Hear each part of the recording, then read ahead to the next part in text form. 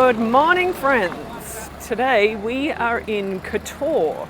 Kotor is the jewel in Montenegro's crown, and it's popular for good reason.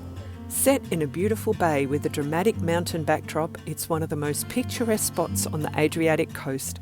In this video, we wander the historic old town, cruise out to the islands in the bay, climb to the fortress for those unforgettable views, and yes, we pat all the cats. Whether you're visiting for the day on a cruise ship or slow travelling in a campervan, these are the best things to do in Kotor. We're about to head into the old town. Look at this, it's so beautiful. There are 3 gates that take you into the city. We're about to go through called the Guardian Gate.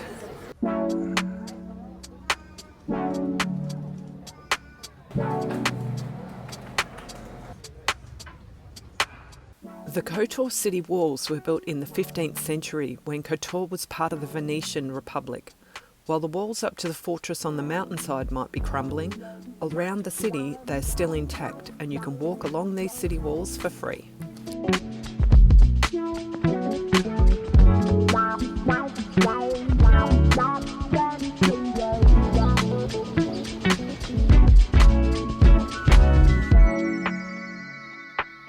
She must hate all these people walking through her backyard every day.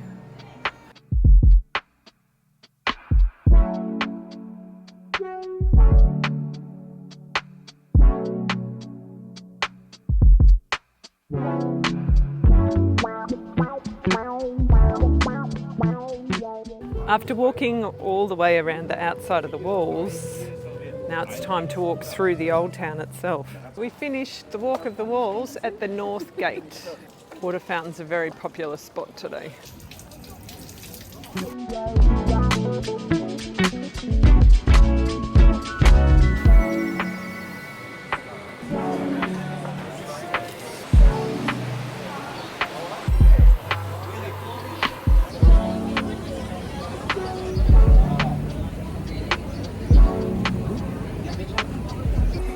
Lots of little squares with restaurants, very big price tags because of all the cruise ships. Sarah's frosty.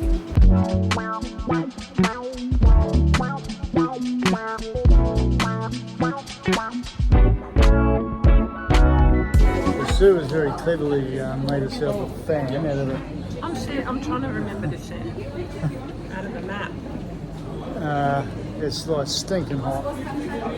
Well, we were just reading, it's actually 9 degrees above average for this time of year. So It's actually cooler in Torremolinos. Can you believe it? that's in the south of Spain for anyone who doesn't know.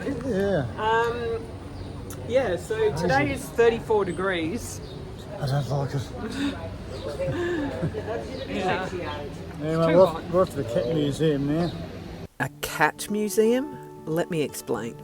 Kotor isn't just famous for its history and scenery, it's also the unofficial cat capital of Montenegro. You'll spot them everywhere, snoozing in the shade, strutting through the alleyways, or charming tourists for a sneaky pat. Legend has it they arrived with returning sailors and stuck around for the ample food supply, mice and rats. Locals see cats as good luck, so shopkeepers often put out food and water. No wonder they all look so healthy.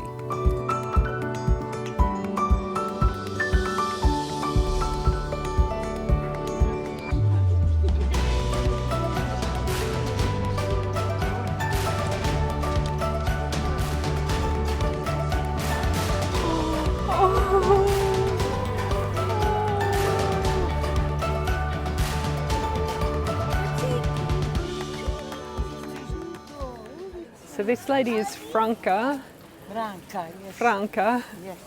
and she and her friend Daniela have been looking after these cats for 30 years. Look, she's feeding the kittens with special milk. Guys, they're so tiny. There's all little kittens in all these little hutches.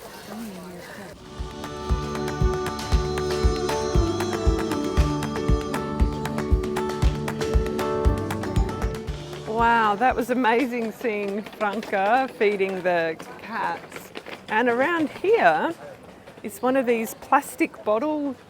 You put the plastic bottles in and it dispenses cat food. Now, I'd heard about these things and seen them on the internet, but I never knew they were real. But this one's like crammed full, and then it dispenses food and water. How cool is that? Even if you're like me and you don't really like cats. And we are now going into the cat museum. This is it here. Museo del Gatto. Cat museum, open every day from 10 a.m. till 7 p.m. Cost to get in, €1. So the museum is dedicated to art about cats. It's like cat art everywhere. The Kotor Cats Museum is one of those quirky places we love to visit.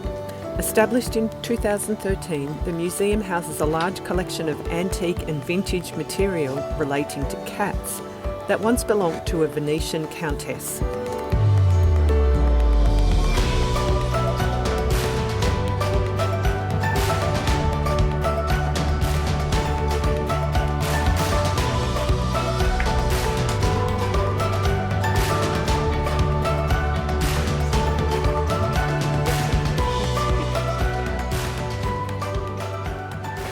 This is where people have donated cats food. That was quirky and not at all like what I expected.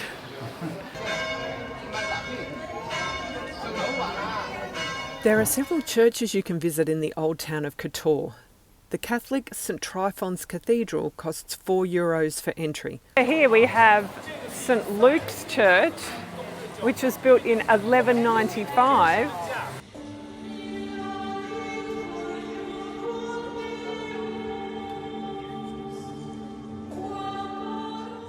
And on the other side of the square, St Nicholas Church, which was built in 1902. Both St Luke's and St Nicholas Church are Serbian Orthodox churches, and they're free to enter.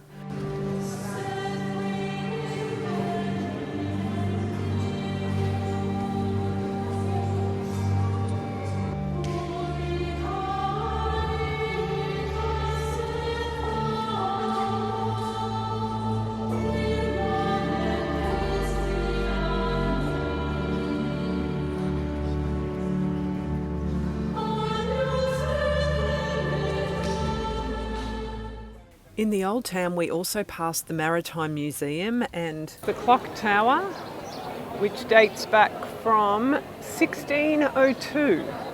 But the heat was becoming unbearable, so we headed outside the city walls, passed by the farmers market. Fruit and veggies. Oh, look at these olives. Veggies, fruits. Then we jumped on a Bay of Kotor speedboat tour. We chose the 3-hour tour. A 3-hour tour.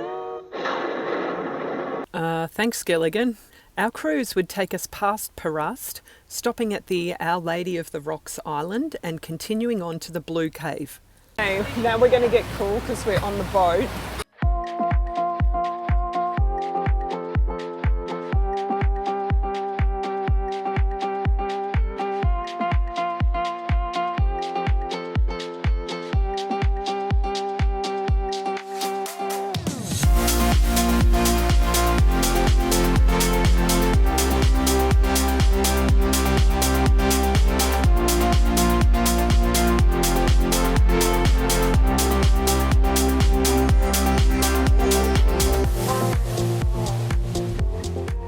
We're now on the island across from Perast. So that's Perast over there. And this is the man-made island. So there's the church on this island. You can go into the church here. It costs €3 for the church and the museum. It's crazy because it was still in Kotor and it's really quite breezy out here.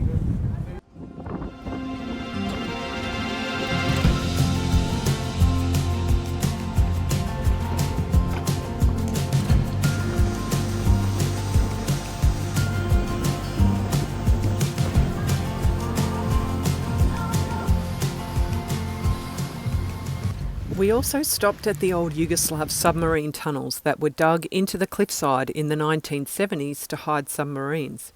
Our boat driver Milos told us about what we were seeing. Left side, small door, and straight from the captain of San Marine. Only one street in the mouth is connecting the sole three submarine terminal in Montenegro. This is Mamula Island with its 19th century prison that's been turned into a luxury hotel. Would you stay here? We're now in the open sea. We arrived at the Blue Cave and I was really wondering how the boat was going to fit through this hole, but it did. The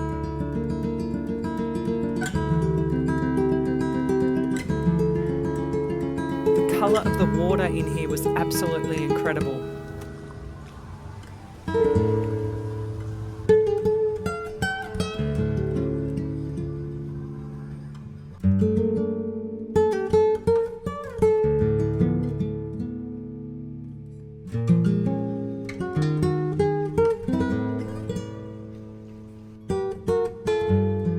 Once we came out of the cave, we got to have a swim, and you know what that means. Okay, dive when ready.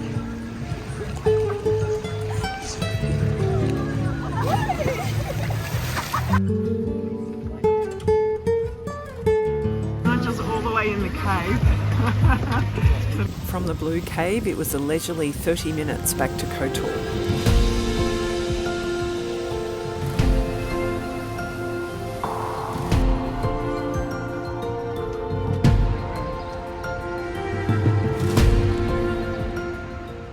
After chilling out in the van for a while, we headed back into the old town to see what it was like in the evening.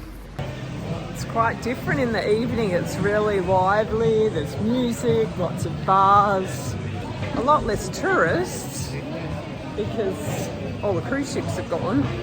I guess more locals. Still cats everywhere.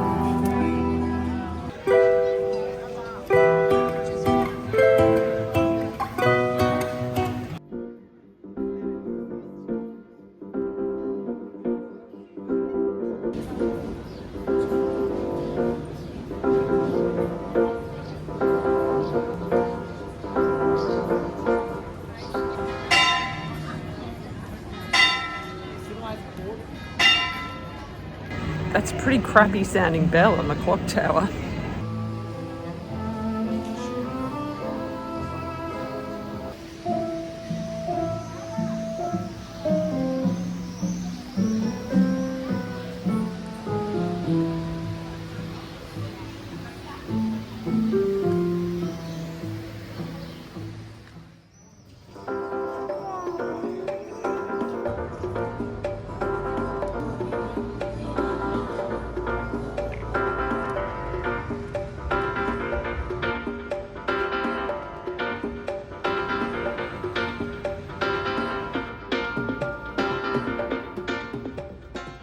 Finally, after this massive day, we make it back to the POS and look at that. All the ramparts lit up. Oh, good morning, friends. The alarm went about half an hour or so ago. It's now 5:20. It's stinking hot here and down at sea level, Kotor. So we figured we'd get up early and to beat the sun, beat the heat. We've got some steps to climb. How many? 1,350. Did you hear that? 1,350 steps. Those 1,350 steps will take us up to the fortress. Somewhere up there. We are off on another adventure. Sun has not yet come over the hill, and we're hoping to get up the hill before the sun comes because it was so hot yesterday. There's no humans in the streets, just cats. Yeah, 6 o'clock. The dude at the other ticket office said we'll be able to get through before 7, and we are able to go through. We'll pay him on the way down. Kotor has been occupied since Illyrian times, and we're climbing up to the fortress that was built by Emperor Justinian in the 5th century and expanded under the Venetians, who ruled Kotor from the 15th century till 1797. So the steps, if you want them, or just walk up this rocky path. I'll use the steps on the way down, but on the way up, I'd kind of rather just walk uphill. It's so nice being up here early. We walked through the whole old town and didn't see another person. Nigel and I came here in 2018. We were staying in Dubrovnik and we took a short day trip to Kotor on our way through to Bosnia, and we're trying to remember how high we came. We think it was higher than this.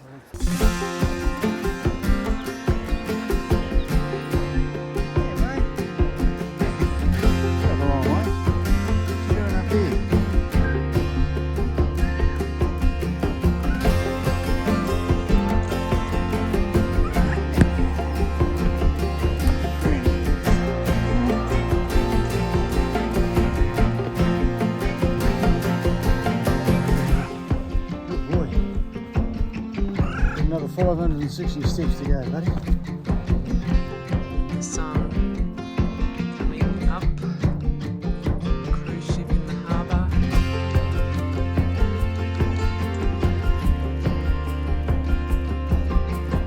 Coming into the fortress now, and this was built, well, in ancient times, but the Venetians took over Kotor in the 15th century, and they did a lot of rebuilding and refortifying. You can see Es Marco over there, typical sign of Venice. We're almost to the top, thank God.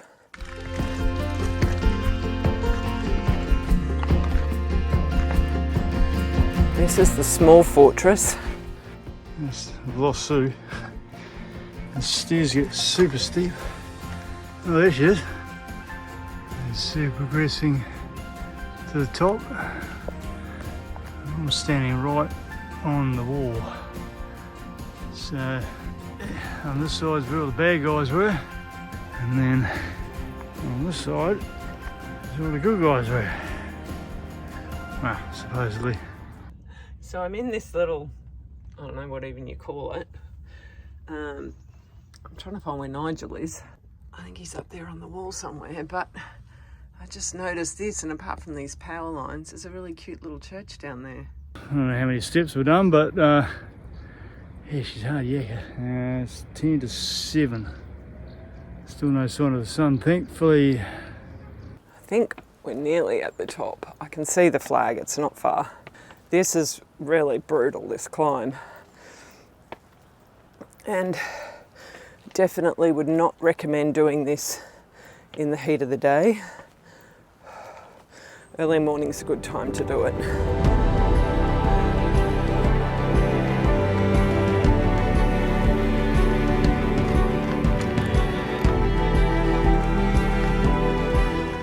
People have built all these little rock trolls here. Not sure why people have tied all these wet wipes and bits of toilet paper around here. This must be like the gatehouse or something. There's a tiny little bit more to go. A few more steps. Oh, the Venetian winged lion there.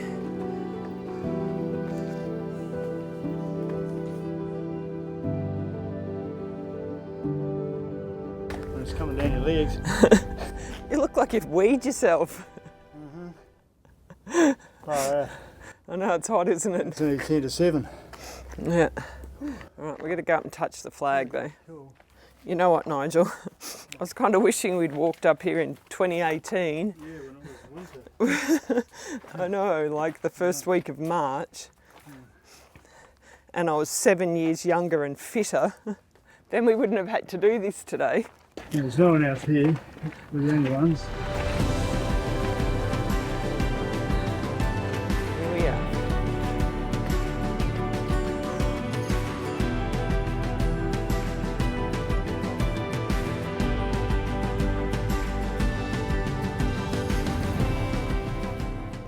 After tagging the flag, we're heading back down. We are on a bit of a time limit today. It was good to make it to the top.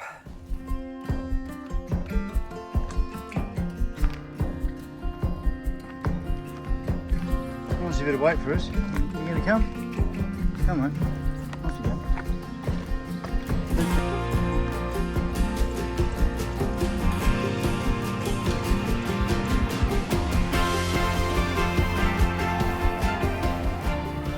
Well, I'm not exactly sure how that happened, but there was nobody at the little gate where you buy your ticket. So just walked straight back out. Tickets are €15, which is kind of expensive. And interestingly, the last I had heard was that it was €8. So it's kind of doubled in not very long. Look at this as we walk back out through the city walls, through these gates.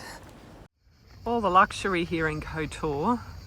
We're staying in this car park, and this whole upper section is for campers. And it's only about a 10-minute walk to the old town from here, so it's pretty good.